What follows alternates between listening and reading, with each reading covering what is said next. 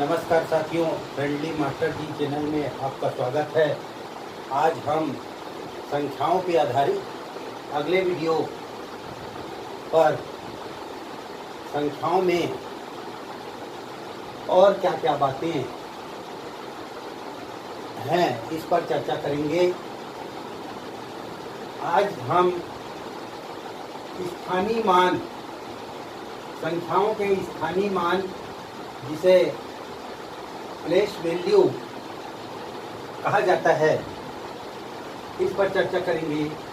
स्थानीय मान किसी संख्या में किसी अंक का स्थानीय मान यह इंगित करता है कि वह अंक इकाई, दहाई, सैकड़ा, हजार आदि के स्थान पर है। इसका मतलब यह हुआ कि वह अंक इकाई के स्थान पर है, कि दहाई के स्थान पर है, कि सैकड़ा के स्थान पर है, कि हजार के स्थान पर है। जैसे एक उदाहरण के द्वारा हम इसको समझते हैं। एग्जाम्पल 86,754 में देखिए, में 8 एवं 7 का स्थानीय मान हमको बताना है। तो देखिए 8 का स्थानीय मान ये इकाई, दहाई, सैकड़ा, हजार, 10,000 के स्थान पे है। इसलिए इसका 8 गुणित 10,000 मतलब 80,000 होगा इसका स्थानीय मान। उसी प्रकार 7 का स्थानीय मान 7 इकाई, दहाई, सैकड़ा के स्थान पर है।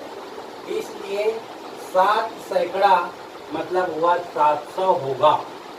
स्थानीय मान को जानने के लिए हम और कैसे जानते हैं इस पर चर्चा करते हैं। मान लीजिए हमारे पास कोई अंक है 6, 7, 8, 9, 4। इसमें हमको 7 का और 9 का स्थानीय मान लीजिए बताना है। तो 7 का स्थानीय मान कैसे बताएंगे? देखिए 7 को हम लिख देंगे और 7 के बाद इधर दाहिनी ओर जितने संख्याएं हैं 1, 2, 3, तो 3 संख्याएं तो हम 3 जीरो लगा देंगे। इस प्रकार देखिए 7 का स्थानीय मान कितना हो जाएगा? 7,000 हो जाएगा। उसी प्रकार जो है यहाँ 9 का स्थानीय मान हमको जानना है, तो ये 9 को लिख देंगे और उसके बाद 9 के बाद एक अंक है तो 1 जीरो लगा देंगे। इस प्रकार इस 9 का स्थानीय मान 90 हो जाएगा। ये है स्थानीय मान जानने का तरीका। अब जो है इसी प्रकार हम जातीय मान को जानेंगे। स्थानीय मान को हम भली भांति जान लिए, उसके बाद अब जातीय मान जिसे फेस वैल्यू भी कहा जाता है, किसी संख्या में किसी अंक का जातीय मान उस अंक का अपना मान होता है, चाहे वह अंक किसी स्थान पर हो, किसी स्थान पर भी हो वह अंक, चाहे इकाई में हो, चाहे दहाई में हो, चाहे सैकड़े में हो, चाहे हजार में हो, चाहे 10,000 में हो, लाख में हो, किसी स्थान पर भी हो, उस अंक का अपना स्वयं का मान होता है। जैसे एक एग्जाम्पल में हमने 3,567 लिया। इसमें हम देखते हैं कि 7 का जातीय मान 7 होगा, 6 का जातीय मान भी 6 होगा, क्योंकि 6 देखिए दहाई के स्थान पे है तो भी इसका मान 6 होगा। उसी प्रकार 5 का जातीय मान 5 होगा, देखिए 5 सैकड़े के स्थान पे है तो भी उसका मान 5 ही हुआ। 3 हजार के स्थान पे है, उसके बावजूद उसका जो है मान जो है 3 ही होगा। मतलब जातीय मान में उसका स्वयं का मान ही होता है, चाहे वह अंक किसी स्थान पर हो। जैसे और भी उदाहरण के द्वारा हम समझते हैं 4,989। उसी में देखिए 9 दो जगह लिखा हुआ, एक 9 लिखा है इकाई के स्थान पे, एक 9 लिखा है सैकड़े के स्थान पे। इकाई के स्थान पे और सैकड़े के स्थान पे दोनों 9 का स्थानीय मान 9 ही होगा। इस प्रकार स्थानीय मान और जातीय मान में ये भिन्नता है। नवोदय विद्यालय प्रवेश परीक्षा में इससे संबंधित प्रश्न पूछे जाते हैं, कई बार पूछे जाते हैं। स्थानीय मान और जातीय मान में अंतर बताइए, इस पर चर्चा करेंगे अगले वीडियो पे। चलिए अभी इसमें देखते हैं पूर्ववर्ती संख्या, जिसे हम बोलते हैं प्रीफिक्स नंबर। पूर्ववर्ती संख्या, प्रीफिक्स नंबर किसी संख्या में एक घटाने पर जो संख्या प्राप्त होती है वो दी गई संख्या की पूर्ववर्ती संख्या होती है। जैसे हमारे पास एक चार्ट बना दिया हूँ, देखिए यहाँ पे कोई भी अंक हम लिख सकते हैं। जैसे हमने लिखा है 16, 16 में हमने एक घटाया, हमको 15 प्राप्त हुआ, ये पूर्ववर्ती संख्या है।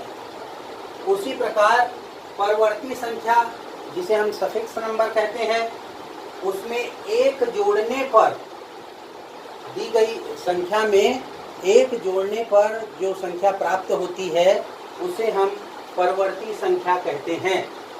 तो देखिए यहाँ पे दी गई संख्या, मान लीजिए हमने 16 लिखा, 16 में एक जोड़ दिया तो कितना मिल गया हमको? 17 मिल गया। इसी प्रकार हम दूसरा अंक भी ले सकते हैं। जैसे हम यहाँ पे लिए 42,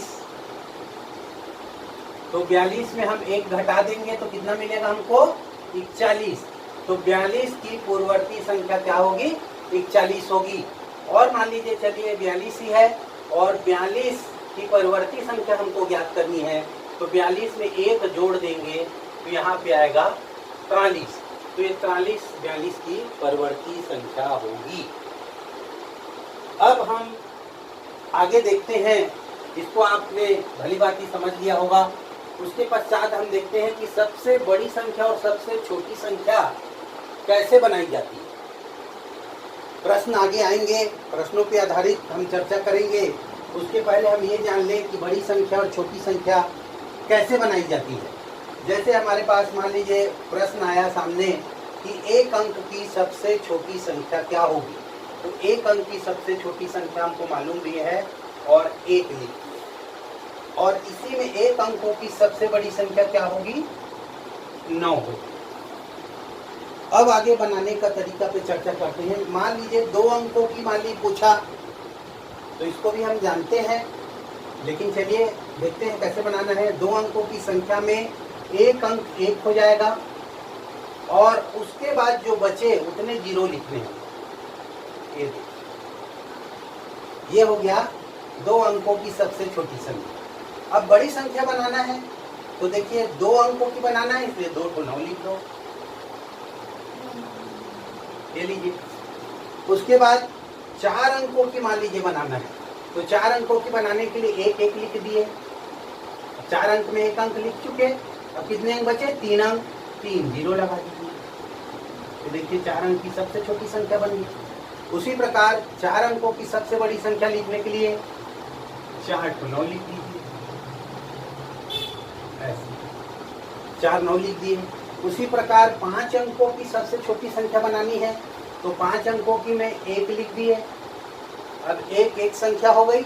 अब बचे कितने? 4 अंक और बचे, तो 4 0 लगाइए। ये देखिए ये सबसे छोटी संख्या बन गई। उसी प्रकार 5 अंकों की सबसे बड़ी संख्या में 5 को 9 लिख देंगे। इस प्रकार जो है एक अंकों की से लेकर हम कितने भी अंकों तक की सबसे छोटी संख्या और सबसे बड़ी संख्या बना सकते हैं।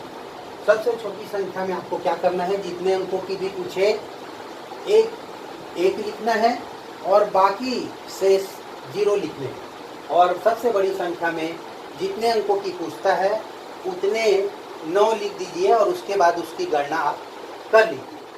इस प्रकार संख्या का निर्माण किया जाता है।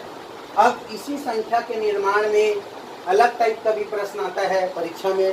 प्रश्न जिस दिन प्रश्न पर चर्चा करेंगे उस दिन और करूँगा, लेकिन आज एक उदाहरण द्वारा हम इसको जानते हैं संख्या बनाना। प्रश्न आता है वैकल्पिक प्रश्न प्रतियोगी परीक्षा में, 5 अंकी बड़ी से बड़ी विषम संख्या जो अंकों 3, 5, 7, 9 तथा 0 से बनाई जा सकती है, और ये 4 विकल्प दिए होंगे। अब देखिए, हमको सबसे छोटी संख्या और बड़ी संख्या बनाने पे चर्चा करते हैं। मान लीजिए हमको सबसे इन्हीं की सहायता से मान लीजिए हमको सबसे छोटी संख्या बनानी होती, तो कैसे करते? सबसे छोटी संख्या बनाते तो देखिए, यहाँ पे लिखते 0 मान लीजिए लिखते, यहाँ 3 लिखते, यहाँ 5 लिखते, यहाँ 7 लिखते, यहाँ 9 लिखते। ये बनाने का तरीका है। सबसे छोटी संख्या बनाना है तो सबसे छोटे अंक को पहले लिखिए और सबसे बड़े अंक को बाद में लिखिए। लेकिन यहाँ ये हमारा गलत होगा। क्यों गलत होगा? क्योंकि देखिए, ये शून्य सामने है, हमारे पास केवल 4 अंकों की संख्या बनी है, 5 अंकों की संख्या नहीं बनी है। इसलिए ये कैसा हो जाएगा? ये देखिए 3 यहाँ और ये सबसे छोटी संख्या होगी और तब ये क्या हो जाएगा? सही हो जाएगा। लेकिन यदि इसमें बड़ी संख्या पूछा है तो बड़ी संख्या कैसे बनेगी? सबसे बड़े अंक को पहले लिखेंगे हम, 9, 7, 5, 3, 0। देखिए सबसे बड़ी संख्या है, सबसे बड़ी संख्या है 5 अंकों की। लेकिन ये भी विकल्प में दिया हुआ होगा, ये देखिए दिया हुआ, और इसको हम यदि सही करेंगे तो ये भी गलत होगा इस प्रश्न के आधार पर। सबसे बड़ी संख्या है, लेकिन इसमें क्या पूछा गया है? सबसे बड़ी विषम संख्या, जबकि ये कौन सी संख्या है? सम संख्या है। विभाज्यता नियम पे आगे चर्चा करेंगे, जिसमें जानेंगे कि 0, 2, 4, 6, 8 जिसकी इकाई में हो वो 2 से विभाजित होता है। तो ये सम संख्या है, तो ये यहाँ पूछा है विषम संख्या, इसलिए यहाँ भी हम क्या करेंगे? 0 को आगे कर देंगे और 3 यहाँ लिखेंगे। अब ये जो है सबसे बड़ी विषम संख्या बन गई और हमारा विकल्प नंबर 3 सही होगा।